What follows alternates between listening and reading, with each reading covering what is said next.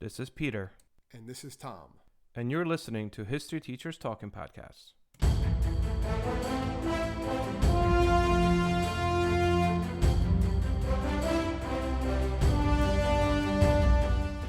All right, this is Peter Zablocki and Thomas Reska, and welcome back to our podcast. All right, Tommy, what do we got today? Well, we're looking at, since Veterans Day is coming up, and it's actually going to be the 100th anniversary of this specific thing that we're talking about today, which is the Tomb of the Unknown Soldiers. Yeah. So it was actually first put into place, first approved on March 4th, 1921. That's when it was approved. It was officially brought back on November 11th, 1921. That's when they actually laid the memorial and everything.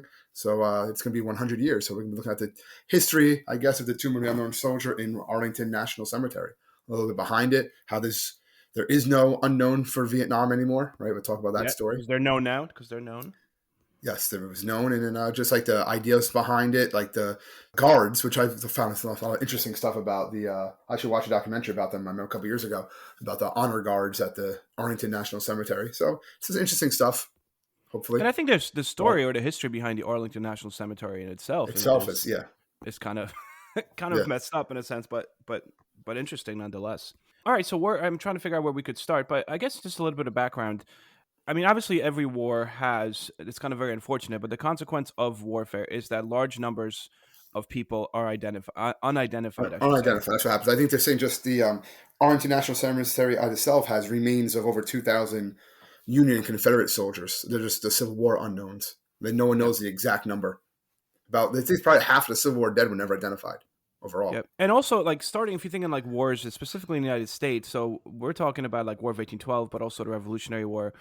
A lot of the unidentified remains, there was no really record keeping. So the idea was to let's quickly bury them as, essentially as quick as possible so the bodies don't deteriorate. So that led to a lot of unmarked graves. A lot of times people were buried kind of where they fell. So near a battlefield, they would just bury them on the side of the road even. At Arlington National Cemetery, as you were saying, right, it includes unknown soldiers and sailors from War of 1812 that were discovered, buried at Washington Barracks, and reburied at Arlington National Cemetery in 1905. So they're still finding these like mass graves of soldiers, or at least they were by 20th century. And whenever they find them, they kind of move them because now they could be in someone's backyard. Civil War, there was no national cemetery system whatsoever. It wasn't really established until like during Civil War. And that would be something that would ensure proper burial of all service members. What basically happens is World War I kind of creates the Quartermaster Corps. Yep. Which they have the grade registration service. That's when they basically receive the dog tags. Everyone knows them today. There's aluminum identification discs. And they really go about and really trying to... They were round, by the way, back then. Round little... Yeah. Basically to identify the dead. That's what they wanted to do. And France and Great Britain had significantly higher casualties and more unknown than the United States did. So a lot of them were actually buried in Britain first and got moved over later on. Well, because Spanish-American War, when the United States goes into the Spanish-American War in 1898, the U.S. military policy is to essentially return to the United States all the bodies of service members who died abroad, regardless whether they were known or unknown. Like that was the whole policy at the time. And the Army Quartermaster's Corps oversaw this burial and the moving back to the United States of bodies. Yeah, people were trying to do it. It wasn't just... side of the road stuff anymore. Exactly. But World War I, the issue became that there was just so many deaths. There's more than 100,000 U.S. casualties compared to like the 3,000 in the Spanish-American War. So it was very challenging to bring all these soldiers and servicemen back to the United States to get them buried, regardless, again, whether they're unidentified or not. So that's why the decision was made. Yeah, a decision was made. And same thing for France and Great Britain. They had even more casualties. So the decision was made like, all right, we need to change this U.S. military policy. We can't bring everyone back. They're going to have to be buried more or less where they fell. And that's really where this idea of an unknown soldier tomb starts, not just for us, but also for Britain and France. It was kind of like because they couldn't move all their people back and bury them in Britain or in France or in the United States, they did this symbolic burial of a soldier, right? That's supposed to symbolize all those men that have perished on foreign lands. And they brought back to the United States, like we said, and it's an unknown World War I soldier. Mm-hmm.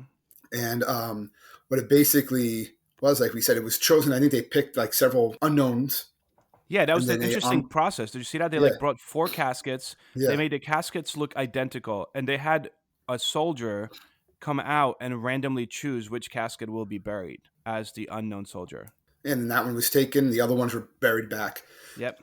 in Britain, or no, in France, I Yep. believe. France. Yep. And then they were brought over to the United States, where it was eventually going to be the Tomb of the Unknown Soldier, and it's written on it. Well, basically, the tomb is decorated with 3 wreaths on each side, Hmm. on north, a south, and the east, and it says peace, victory, and valor. I believe they originally said manhood, but then they changed that to valor later on. And then there's an inscription which reads, "Here rests in honored glory an American soldier known but to God." And that's Yep. supposed to represent all of the unknowns from World War One. And then they later do this for World War Two, Korea, and Vietnam also, which I guess we'll get to in a little bit. Also, I should kind of mention, I forgot to mention that before, that the U.S. policy gave an option, which is something that the British and French military did not do. United States basically told families that if you requested the remains of your service member who died in Europe, they would be transported anywhere in the United States at no cost to the family. So the families could bury their dead at permanent U.S. military cemeteries anywhere, or leave them at it's basically U.S. military cemeteries in Europe. There's Well, there's actual one United in States. by D-Day Well, in stuff. Normandy, yeah, Normandy does have that, and there's one thing dedicated to the Battle of the Somme, right? yeah. November 11th, right, 1921 is when the Tomb of the Unknown Soldiers officially dedicated. At the time, it consisted of a simple marble slab. Obviously, during the years, it's kind of been built up a little bit, and thousands You of had to do a lot of visitors. fixing with it too. Did you see that? That kept on cracking. No, no. What do The you got? marble kept on cracking. There was all this debate about whether or not to replace it or fix it, and they fixed it actually a couple of times. The last time was in 2011.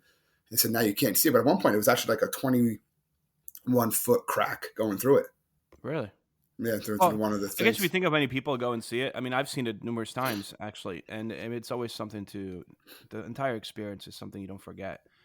Another thing that was kind of interesting here is that so President Harding's there, right, on Armistice Day, and other government, military, whatever, international dignitaries, as they're burying this soldier with the highest honors.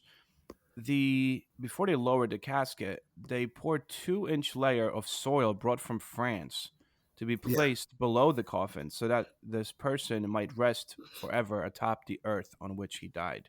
I thought that was kind of an interesting. it's definitely very much honoring not just this individual, but all the individuals that passed away during that war. So they really wanted to do as much as they could for it. Because remember, this is all happening after World War One, which is like at that point the most bloodied, most intense conflict the world has ever seen, the Yep. Great War, and they don't expect any wars after this.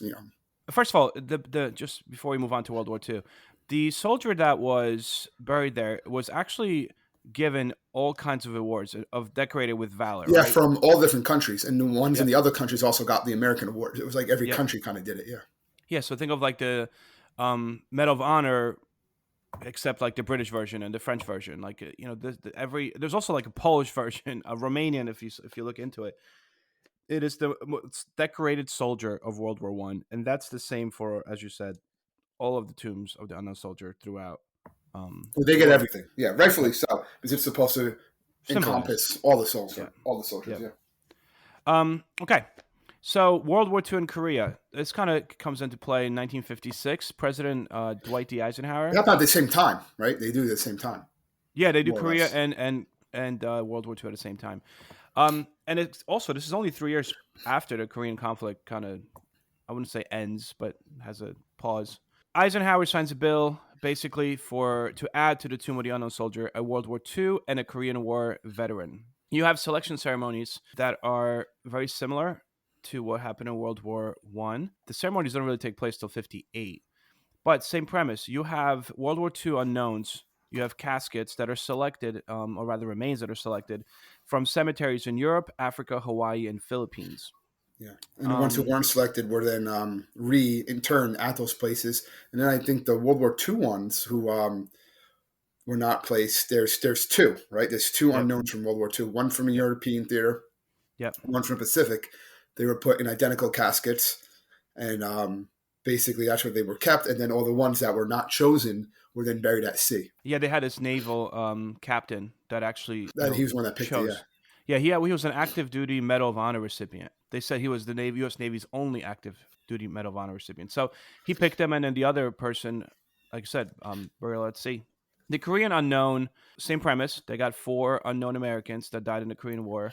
They got an Army Master Sergeant, I think, made the final selection. And again, the selection process is done very much like, they put 4 caskets, and this guy knows nothing, and he just kind of selects. Right? This You is can't more just supposed to be pick which symbolic. one. Yeah, then they put and they go from there. Place like the reefs on it basically, and that's the one he chose. Yeah. So both the remains of World War II and Korean unknowns actually laid in the state capitol in 1958, May 1958, until May 30th, where they were carried to Arlington National Cemetery. President Eisenhower also awarded each a Medal of Honor, and they were interned alongside their World War I comrade. Vietnam, This right? is where things get a little. Well, it starts off normal. Yeah, I don't but want to say normal. It's nothing bad, but it just shows progression, I guess, of I technology, was gonna right? say, right? That's part of it, kind I'm of with pretty its own sure number. that well, actually, like World War II in Korea, they could probably, if they wanted to, figure out who it is as well. I mean, with Well, if they had today's, something to compare, this side there was a little bit more going on with this one. So, the Vietnam. Let's just get to the story of it, yep. and we'll get to it. Was originally designed by a Medal of Honor recipient, right? Hmm. And it was a ceremony at Pearl Harbor. Each branch of the service had it, and Vietnam veterans, President Ronald Reagan, they were all there. He was interned, I believe, on Memorial Day, May 28th, 1984, right? Hmm. Hmm. And what happened was there was always, I was looking into this a little bit, there was always these individuals saying, we know who this person is. We know the unknown of Vietnam, right?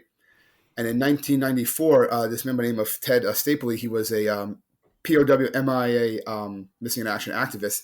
He determined that the remains were most likely those of a Air Force major, Air Force Lieutenant Michael Joseph Blassie, who was shot down in Vietnam in 1972.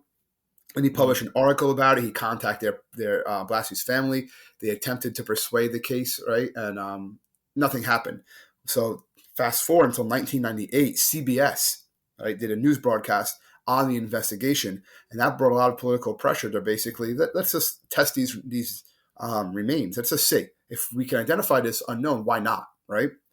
So the body was actually exhumed in May of 1998, and they did DNA testing on it, and they determined that yes, this was actually Michael Joseph Blassie, and therefore it was announced on June 30th, 1998, and then on July 10th, his remains were returned to his family, and he was interned in his native St. Louis, Missouri. And the crypt has now decided to leave the crypt empty, and it just basically says the honoring and keeping faith with America's missing servicemen.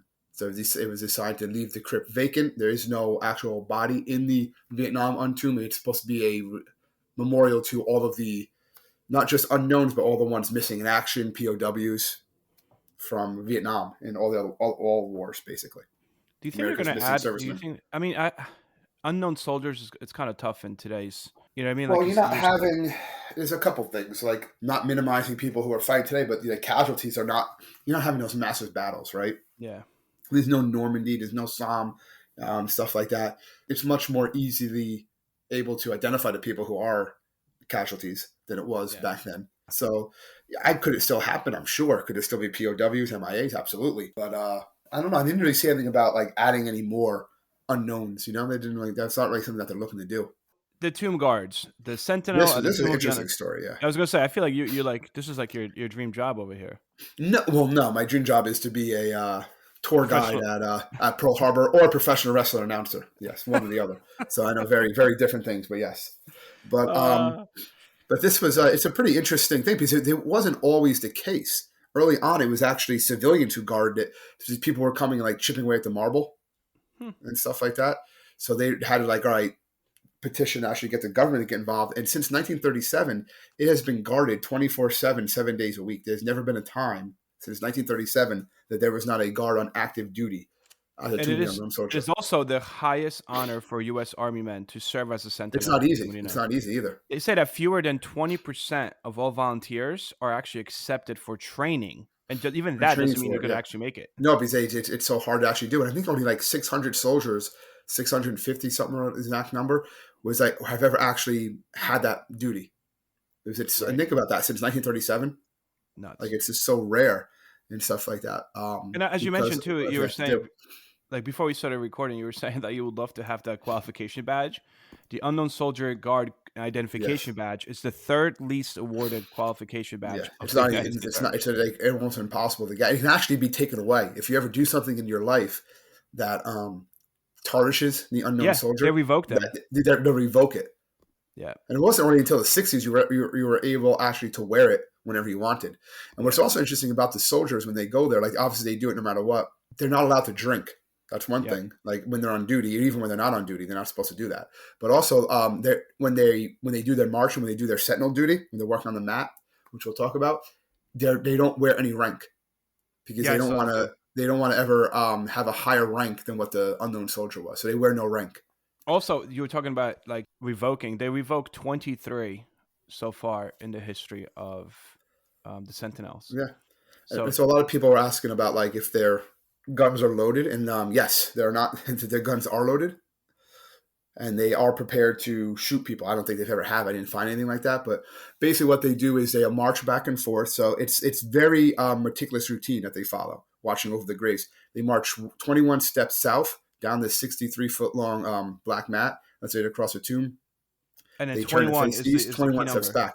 Yeah, in 21 they stop for 21 seconds. Yep. And they turn and do it again in 21 because of the 21 gun salute, which is the Yep. highest honor they can give. So Yep. that's why everything's 21 seconds. But everything, like 21 you march seconds. for 21 steps, you Yeah. stop and wait for 21 seconds, you turn to face east for 21 seconds, south for 21 seconds, like everything's 21 seconds. The guns they carry are also reflective of just changes, in American weaponry over time. They started with Springfield rifle, 1903 World War I Yeah. Springfield rifle, then And eventually Grand, went to yeah. M1 Grant, yep, and then M14. Also kind of crazy if you watch videos of this, like the Sentinels will confront people who will cross the barriers. Like if you ever YouTube Across the this, barriers, or if they're too loud. yeah, you get like yelled at, hardcore yelled at, Yeah, right? it's yeah, like basically if you do something there, like I don't think anyone, try to deface the tomb or something like that. Obviously not gonna Yeah. do that, but people have, I guess maybe people have tried whatever, they will take you out. Like it's not like they take their job very, very seriously, obviously. Well, Makes the it thing like a that really everyone intense sees, situation. yeah, but what the thing that everyone sees and kind of what people go to Arlington to check out is the The changing of changing the of the guard. guard. Yeah. So the changing of the guard happens every half hour.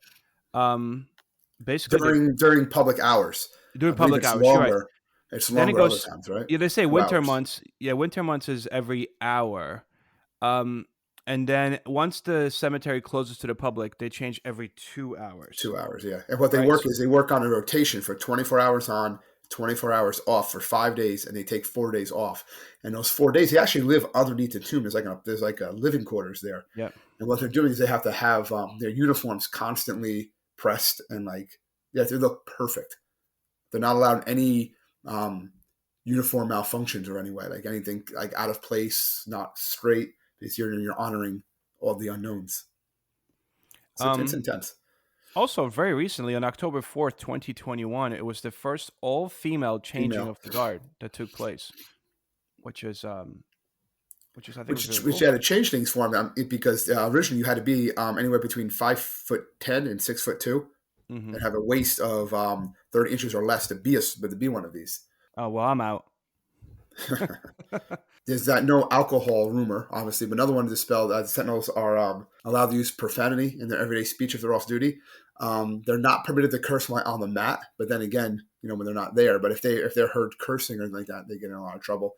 But like the weird thing that I saw, well, not the weird thing, the interesting thing that I saw was also that they live underneath the tomb. That's actually where they live for a lot of them. There are living quarters off campus Yeah. too, but that's Any where other? when Any they're other? on duty. Before we kind of close off, we have to definitely mention the Arlington National Cemetery itself and how it came to be. So Arlington National Cemetery actually belonged to Robert E. Lee's wife, aka Mhm. also Mrs. Robert E. Lee. So in 1861, Union Army officer basically rushed into the mansion because the mansion's still there at Arlington if you go all the way up, and basically told Miss Mary Custis Lee, the wife of Robert E. Lee, that she had to leave. And she was like, I'm not leaving. Like this land is, first of all, it's like 1,100 acres estate that was inherited from her father, George Washington Parke Custis, who was the grandson of Martha Washington and been adopted by George Washington. So there's that connection as well. But the Union Army actually kicks Mary Lee off of her land. They're going to start burying bodies in their backyard. This was kind of like a diss to Robert E. Lee. So they took his property and turned it into a cemetery. Just started burying bodies there. And by the time Robert E. Lee actually, the war ended 4 years later and he came back, his property was a cemetery with thousands upon thousands of markers. And There's not much you're going to do at that point either. He's not going yeah, to start it digging was up gone. the military dead. Yeah. So that's how we got, Arlington National Cemetery. And there's quite a few. Everyone really goes to, when you go to Arlington National Cemetery, that's usually a thing that is done with 8th grade trips for students. Because you also have JFK tomb, you have RFK. That's kind of part of the tour when you take it. Yeah, and you could also go. I was reading about the site itself. Like you can go to Arlington Cemetery. You are allowed to like go and locate them grave markers, but they're very specific about other things you can't do. Like they said, like there's no picnicking, there's no like loud music. So it's not like they really stress the fact that it's a cemetery. Like this is still a cemetery. And it's a final resting place for presidents, right? Supreme Court justices, astronauts, public servants. Yeah. So obviously military personnel, veterans, immediate families. It's President William Howard Taft is buried there. Yeah. Besides JFK, and obviously Jackie Onassis Kennedy. Lee Marvin, the actor Lee Marvin, that starred in like every World War II movie and the Dirty Dozen, he's there too. All right. I mean, that's all I really have. I don't have anything else. Do you have anything else? That's all I have. Well, the only other thing that I found, there was a poem that was actually written for by a man by the name of Billy Rose. Okay, he was born to a Jewish family in New York City. He was known as a songwriter and stuff, and he actually wrote this poem for the unknown soldier. So I guess I can read it real fast. It's kind of interesting. With your cold sniffling, my cold and stuff like that and everything, and my coughing attacks that's going through. All right, but I'll try to. For so actually, it's called the Unknown Soldier. It says, "There's a graveyard near the White House where the unknown soldier lies, and the flowers there are sprinkled with tears from mother's eyes. I stood there not so long ago with roses for the brave, and suddenly I hear a voice speak out from the grave. I am the unknown soldier," the spirit voice began, "and I think I have the right to ask some questions man to man. Are my buddies taken care of? Was their victory so sweet? Is that big reward you offered selling pencils on the street? Did they really win the freedom they battled to achieve? Do you still respect the coup de grace above the empty sleeve? Does a gold star in the window now mean anything at all? I wonder how my old girl feels when she hears a bugle call. And that baby who sang, 'Hello, Central, give me no man's land,' can they replace her daddy with a military band? I wonder if profiteers have satisfied their greed. I wonder if a soldier's mother ever is in need. I wonder if the kings who planned it all are really satisfied. They played their game of checkers and 11 million died. I am the unknown soldier, and maybe I died in vain, but if I were alive and my country called again, I'd do it all over again." That's solemn thing. But yeah, it's out there. It's written over 60 years ago. So that pretty much sums it up. It's a nice short one. It's not a short one, but again, it's something that I think people have heard about, but it gives a little bit of the backstory too, which is really why we do this. That's right. That's what we do. Anyway, for all of our listeners out there, thank you very much. Please feel free to email us. You can find us at www.historyteacherstalkingpodcast.com. We definitely welcome all your suggestions, comments, and so on and so forth. So I hope everyone enjoys their week, and we'll see you guys next week. Enjoy. Stay safe, everybody.